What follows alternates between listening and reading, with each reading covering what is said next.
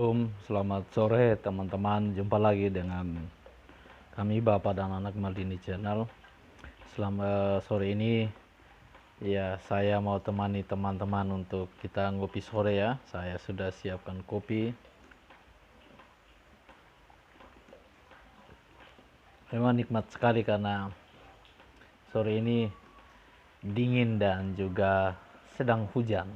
Jadi nikmat untuk kita ngopi sore. Kita ngobrol-ngobrol lagi kali ini tentang bagaimana kita dibentuk dalam setiap kehidupan kita, lalu situasi yang akan membentuk kita, keadaan yang membentuk kita.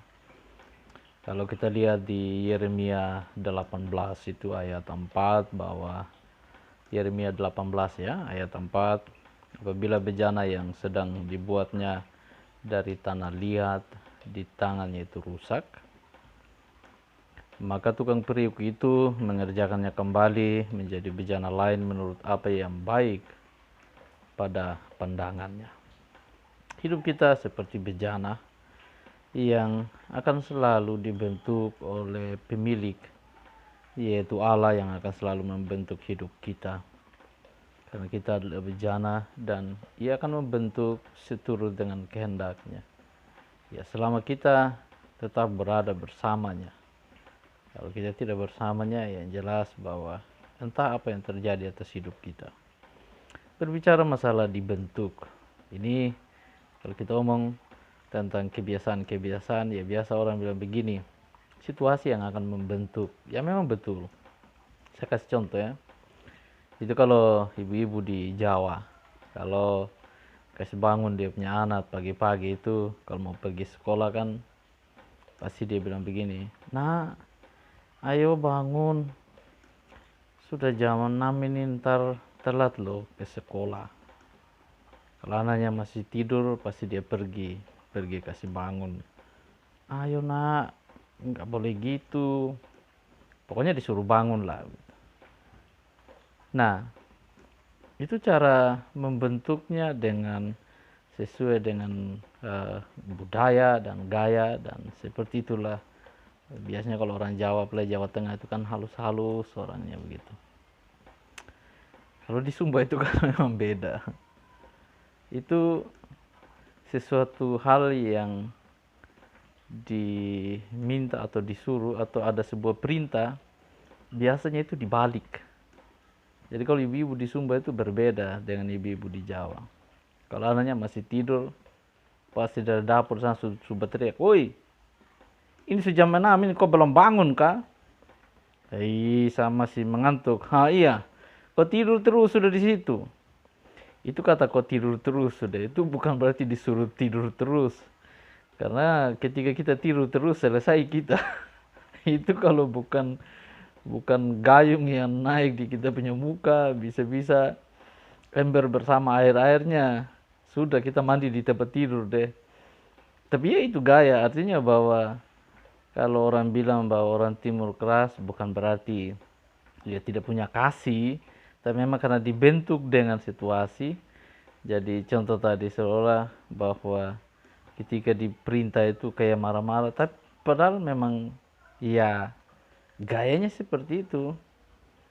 Artinya bahwa masing-masing orang punya cara ketika membentuk anaknya.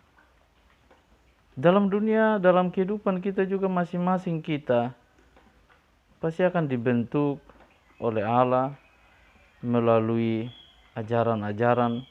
Dan kalau kita sebagai orang Kristen, Allah membentuk kita melalui firman-Nya yang harus kita selalu baca dan dengar dan renungkan. Sehingga kalau kita baca tadi bahwa ketika Allah melihat ya apa yang dibuat dari tanah liat, ya, di tangannya itu rusak, maka tukang periuk itu mengerjakannya kembali menjadi bejana lain menurut apa yang baik pada pemandangannya.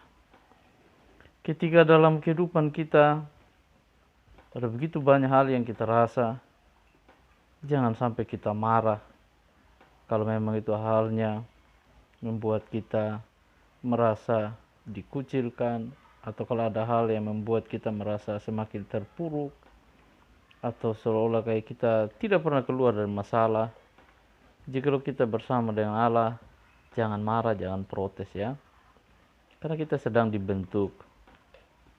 Bahwa mungkin yang kemarin, jikalau kita punya kendala dalam sebuah usaha, tidak berarti bahwa Tuhan meninggalkan. Tuhan sedang mengerjakan sesuai dengan apa yang menjadi ketentuan Allah dalam hidup kita. Ya, bisa jadi bahwa Tuhan mengatakan ini adalah batu loncatan untuk ke depan engkau menjadi sukses. Atau juga ketika dalam pendidikan, saya juga pasti melihat ya, zaman sekarang ada banyak teman-teman yang mungkin setelah selesai kuliah lalu kembali dan mungkin merasa bahwa aduh, ini kira-kira bagaimana ya setelah saya lulus kuliah lalu belum ada kerja.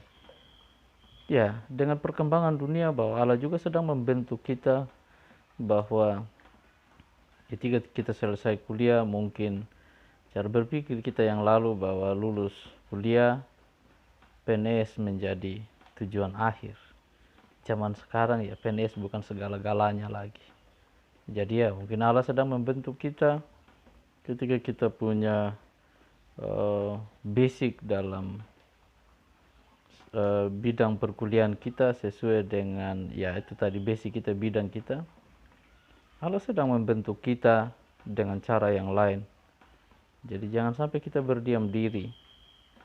Jangan malu menjadi seorang yang mungkin terlihat seperti bukan sarjana, tetapi jika itu adalah cara Tuhan untuk membuat kita sukses, kenapa tidak?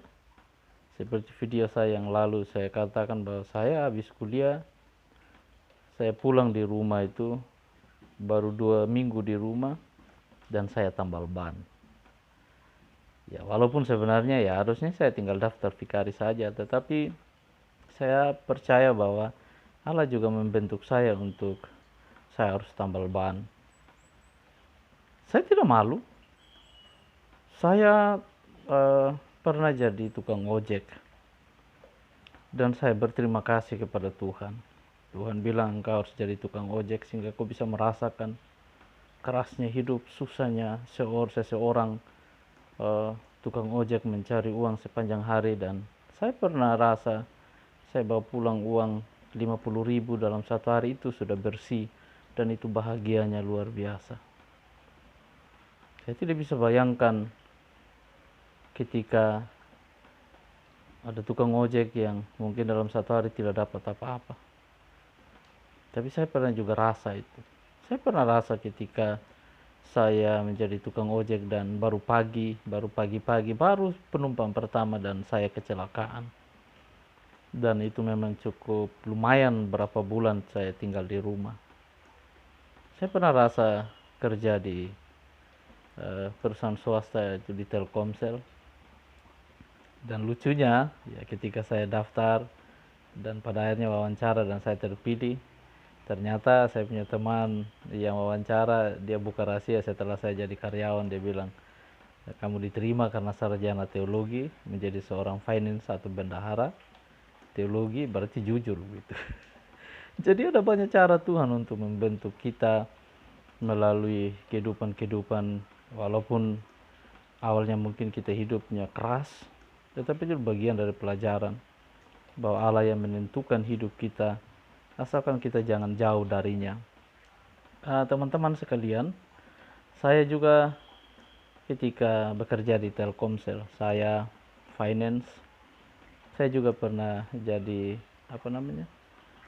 sales begitu ya, jual-jual kartu-kartu perdana. Saya bisa belajar juga tentang administrasi keuangan, sehingga ketika saya ya dalam tanggung jawab sekarang dalam pelayanan, saya tahu bagaimana harus mengelola keuangan dengan baik. Artinya dalam sebuah organisasi lah begitu. Saya juga pernah rasa yang namanya tap bensin. Itu kalau orang Sumba bilang itu tap bensin, artinya pergi ambil bensin lalu keluar dan juga bensinnya tuang dalam jerigen nanti masuk lagi.